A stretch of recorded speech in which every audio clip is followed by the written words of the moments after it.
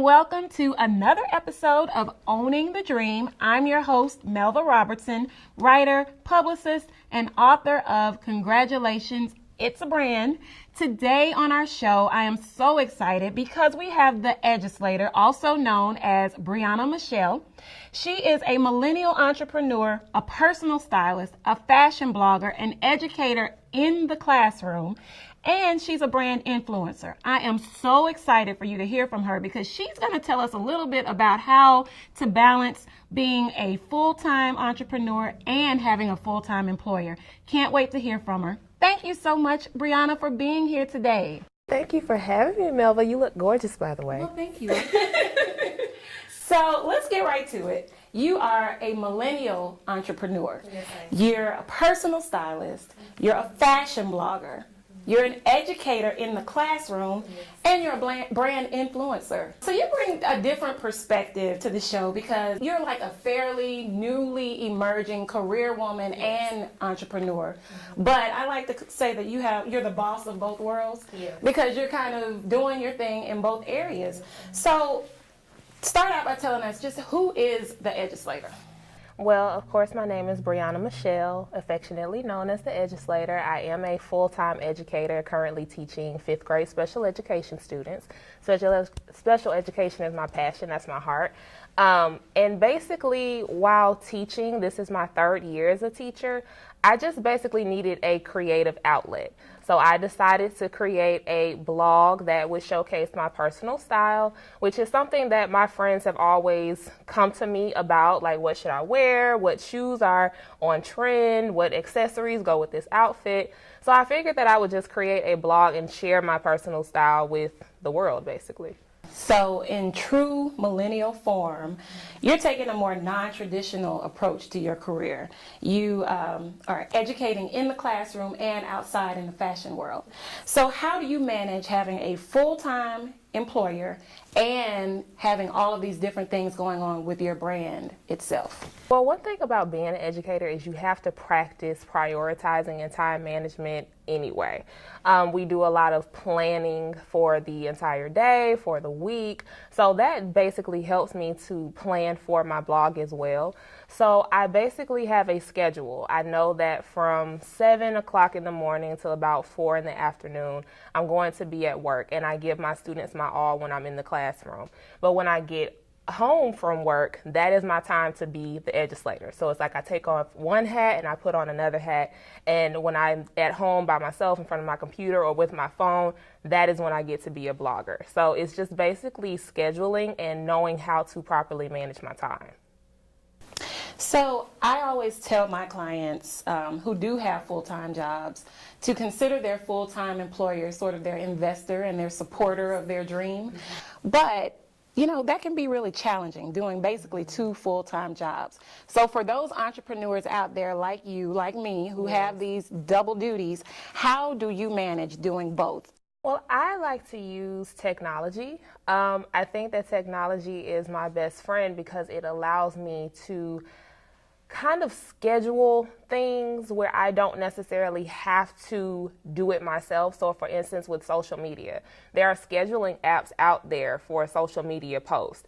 So I, at the beginning of the week, say on Sundays, I just schedule my posts for the entire week. And therefore, I don't have to worry about, oh, I have to do a post today. Oh, I have to send a tweet today, because all of that stuff is already scheduled ahead of time. So that also helps me to save time, where I can focus on one thing and not have to focus on another. And I do the same thing with blog posts. I schedule my blog posts ahead of time. I do what's called batch posting. And so bloggers are familiar with what batch posting is, which is basically just writing several blog posts at one time and then scheduling them over the course of time. So say for a week, I might even schedule posts for a month ahead. And go ahead, have that already done, so when it's time, they're already going up. And I don't have to look for it. I don't have to post anything, upload anything. Meanwhile, I'm over here teaching my babies while all of that is going on. That is really smart. Because I think a lot of times we make things a lot harder on ourselves than we have to. So I love what you're saying about scheduling the blog posts, scheduling the tweets, scheduling, your any type of social media interaction that you're going to have, because I think there's this feeling to always do something right now, right then. And you don't have to. And I think that that's the great thing about all of these advancements in technology now, is that they are time savers. And so a lot of people may be embarrassed to say that, hey, I schedule my post. I'm not actually out here every day in a new outfit, going to a different place. But it's what we have to do as bloggers and influencers. So it's definitely true that if you want to save yourself some time and you want to be efficient, then use those apps. Don't be afraid to. So now we've gotten to the point of the show we call the Own It moment. And what I want to know from you basically is, when was the moment that you knew you were owning it in your field? You do so many different things, but what was that moment that you felt like, yeah, I'm on the right path, I can do this? Well, I can honestly say I've had several own it moments over the course of my blogging journey. But the one moment where I knew that it was confirmation that I was doing what I was supposed to be doing was when a complete stranger addressed me as the Eduslaytor. I was at an event and someone walked up to me, "Are you the Eduslaytor?" And I was like, "Why, yes, I am." So in that moment, being referred to by your blog name or your social media and just people knowing your presence, that was my defining moment right there.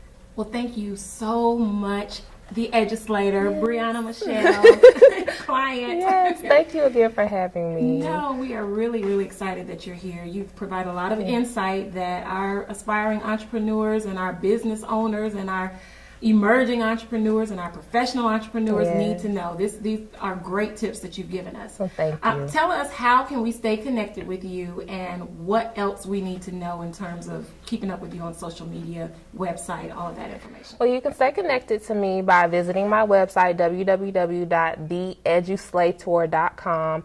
You can also find me on Instagram at the.Eduslaytor and on Twitter at the Eduslaytor.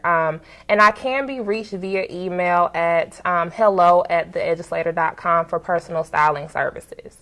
That's perfect. Thank you again. So excited to have you.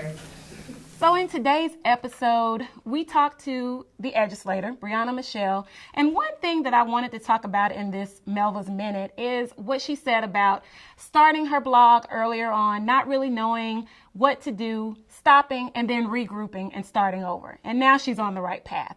As entrepreneurs, I think sometimes we look at the need to readjust as a sign of failure, and it's not. It's a sign of improvement. It's an opportunity to learn from our mistakes and become better. Brianna has shown us that when you do readjust, you learn from your mistakes, you get better, you're able to grow your business and do it the right way. So entrepreneurs, don't be afraid to readjust. Don't be afraid to start over, and definitely don't be afraid of those mistakes. You can own the dream.